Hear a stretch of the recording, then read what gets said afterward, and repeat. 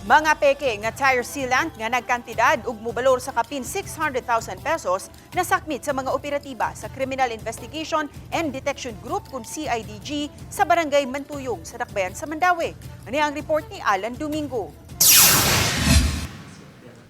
Kini mga kinaton nga gisudlan og counterfeit tire sealant nga nagkaroon sa CIDG Regional Office 7. Nasakmit kini gikan sa usa ka tindahan atol sa gipahigayon nga entrapment operation sa Barangay Mantuyong, Mandawi City.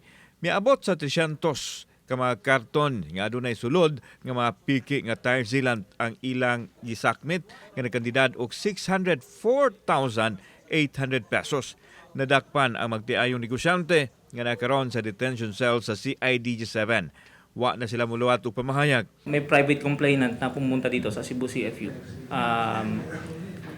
He's the only authorized dealer dito sa Pilipinas. And nag-complain siya na may isang individual na nagbebenta ng same product but counterfeit.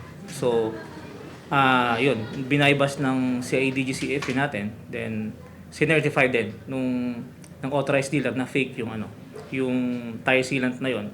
Matod sa CIDG spokesperson, Police Lieutenant Colonel Jeric Filosofo, nga gipamaligya ang naasoy sealant sa mas ubos kaayo nga presyo sanglit mga piki kini.